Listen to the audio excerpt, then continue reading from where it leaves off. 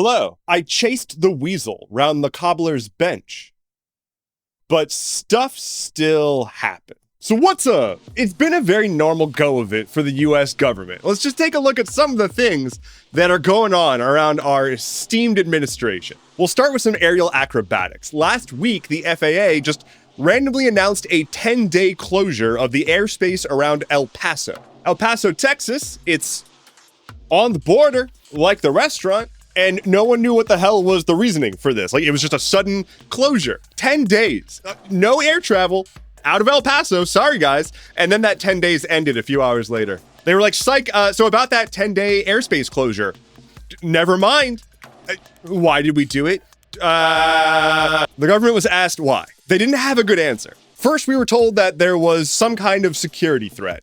Then we were told that they shot down a cartel drone. Then we learned it was a balloon, like from a party. It turns out the US military used an anti-drone laser against a balloon and didn't tell the FAA about it. So the FAA was like, there's anti-drone lasers being fired in our airspace. We should shut this down. But then when the FAA was asked, they were like, we don't fucking know what's going on. And then the DOD was like, we didn't shoot a balloon down. What are you talking about? Very competent stuff all around. But let's move on. We've got a lot of stuff to get through. Hey, Google, narc on me. Investigative journalists from whatever's left of the Washington Post found the Department of Homeland Security is pressuring Google to give over user information on a whim. A 67-year-old man from outside Philadelphia sent an email to the Department of Homeland Security pleading with them to be lenient on a deportation case that he had read about in the news. Quite literally just a citizen emailing a public office saying, hey, I'm voicing my opinion here. They then subpoenaed his Google account. The man opened his email and found a notification from Google that said, hey, just so as you know, we just gave your account information to the Department of Homeland Security after they sent us a subpoena. And no, we're not going to give you a copy of it. So from receiving an email from this guy, the Department of Homeland Security drew up a subpoena, didn't say anything to the guy, sent it to Google, got his account information, and he had no way to stop this from happening. The information that they handed over included his home address and his location history and his contacts. And then DHS agents showed up at his house to question him until they ultimately found that he didn't do anything wrong because obviously, as a reminder, with any corporate tech infrastructure, that includes Google, that includes Google Docs, do not use it for anything that you wouldn't be comfortable shouting into your local police precinct. This is exactly why. We've got more stuff though. Great jobs, y'all. Great jobs all around. Got the jobs report coming in hot. Got new jobs, like 80,000 new jobs from non-farm payrolls. Amazing. Good job, guys. Over the last year, we lost almost 900,000 jobs. So obviously the jobs report is hard to trust because Trump fired the person who was in charge of producing the jobs reports because he didn't like the numbers. And obviously we can't trust that. And also, it doesn't take an advanced economics degree to look around at the current US landscape for the job market and assess that it blows. It's pretty frequent for jobs reports to have these big corrections. What we saw was the month come in for the jobs report and then a correction for about a year-long period with more data to actually use as inputs to get actual accurate numbers. Whether or not those numbers are accurate still, we don't know, but they say that we lost about 900,000 jobs in the past year, which very, very much tracks. So yeah, there's that. We're going into a shutdown. Again, kind of, partially. The US government is shutting down the Department of Homeland Security. Fucking rejoice, everyone. Democrats and Republicans did not manage to come to an agreement to pass a budget for DHS, whose budget is through the fucking roof right now because they wanted to fund concentration camps. Cool stuff, guys. In the midst of the whole ICE rounding people up into detention camps and killing citizens on the street thing, the Democrats have said they want to reform ICE. And they're not gonna fund the DHS until they get common sense reforms for ICE. Also, abolishing ICE is the popular position now. Anyway, they did not do that. They didn't fund it. And now the DHS is closed. For how long, I don't know. But it's not like a full-scale government shutdown. It's not like everything is going away. It's just subdivisions of DHS, except for the TSA. It is at this point that I'm realizing that if you're not a member of the freest country in the world, you have no idea what the fuck I'm saying. Department of Homeland Security is the people who run border control. And the TSA is airport security. The TSA is apparently mostly considered essential, so they're largely going to be in operation unchanged. So no worries there. But also, the TSA is fucking bullshit too, so. How could I forget? This should have been the headline. The Dow is over 50,000. Or at least it was recently. Pam Bondi was testifying in front of Congress, being grilled about a whole bunch of things, including the Epstein case. The hearing started off ridiculous and just continued to get more so, to the point that we now have historic record of a sitting Attorney General of the United States of America saying to a representative of Congress, and I quote, "You're a washed up loser lawyer." Bondi was essentially being asked questions that she couldn't answer, such as, why are you protecting pedophiles? And she didn't want to say because. So instead, she just went into full-on deflection mode to the point that she started saying just absurd shit. For example, the Dow is over 50,000, and that's what we should be talking about. The head of the justice system in the United States of America was like, why are you asking me questions about justice? We should be talking about the stock market doing well. Not a whole lot came from this, aside from just a bunch of screaming and everybody trying to get clips for social media, but goddamn, Pam Bondi was a mess in this hearing. But you know it wasn't a mess? The Dow. It was over 50,000.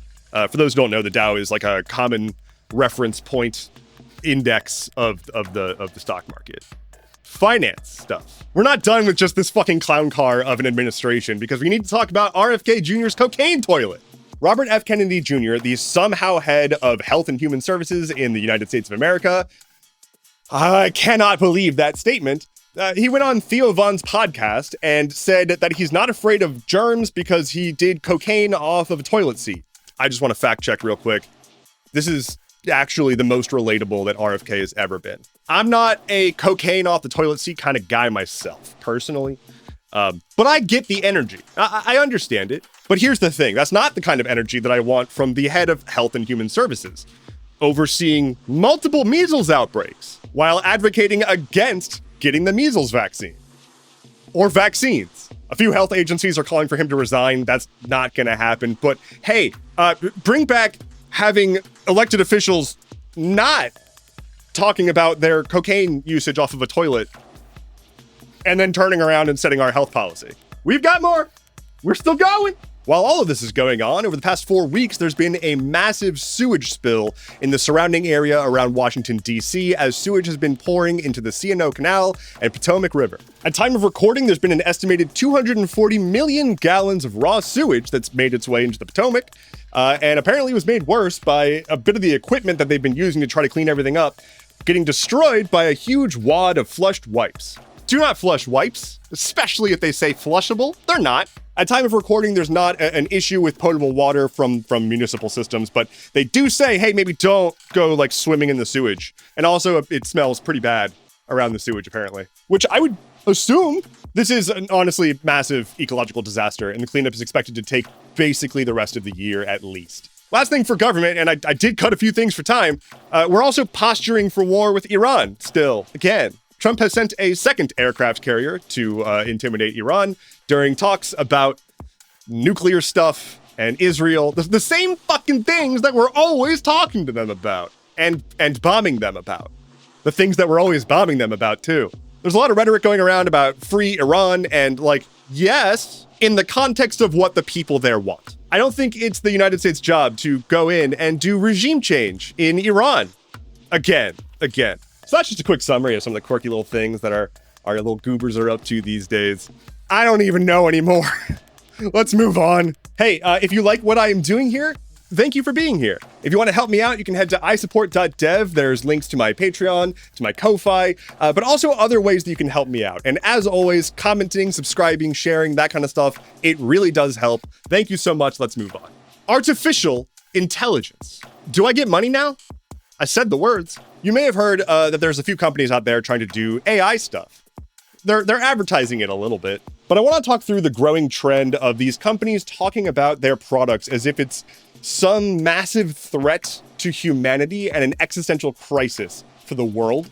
I want to start real quick by just saying, when I say AI, I'm not actually referring to real conscious intelligence. It's just a shorthand to refer to these things that we're all kind of just labeling AI at this point. I hate that this stuff is called AI because it's not intelligence, but it's just easier to say AI. So let's just agree on that. OpenAI and Anthropic. They are the creators of ChatGPT and Claude, respectively, two of the biggest names in the AI space right now. Both of these companies are racing to an IPO. That's when a company is listed on the stock market and they get a huge payday. Think about how much money is currently flying around in all the AI spaces. And then think about how much money they have to gain from going to market and letting people buy in from the public. But also think about the risk of not being able to deliver on all of the promises that they've made. And so if you want to cash out, you got to be the first one to get to the market. Because if you're the second and people already know that it's not worth investing in, you're fucked. So we're seeing a whole lot of bluster from these companies about how powerful their systems are, to the point of being an existential threat to humanity. And yet these random CEOs are supposed to be the ones that we trust to manage these things. We've seen engineers thinking that these systems are sentient. Google fired someone over that. Anthropic even put out research about model welfare, worrying about the experiences and emotions of AI models. These are computer programs. This is not consciousness. There are two things happening here. One is marketing, and the other is genuine psychosis. So a lot of this is marketing. You're gonna see headlines from journalists that either don't understand what they're talking about or took a big paycheck for one of these companies to write a big thing about how there's belief that these AIs are sentient. And it's always in the passive voice. There is belief that there is sentience here, not AI is sentient. It's a really effective marketing strategy if you're trying to get a ton of people to invest in your company. If you say, my company is so important that it cannot be ignored. Otherwise, it's a threat to humanity. So obvious marketing is super obvious, but the other part of this is kind of scarier, which is the genuine psychosis. You're maybe familiar with the stories of people falling in love with an AI chatbot or being driven to kill themselves by one. OpenAI recently pulled down ChatGPT 4.0, which is the model that most people were dating. It was the most intimate and malleable model. And so people were able to craft a partner, a character that they formed an unhealthy relationship with. And then the subscription tech service company took down their subscription service. And now people are experiencing genuine pain.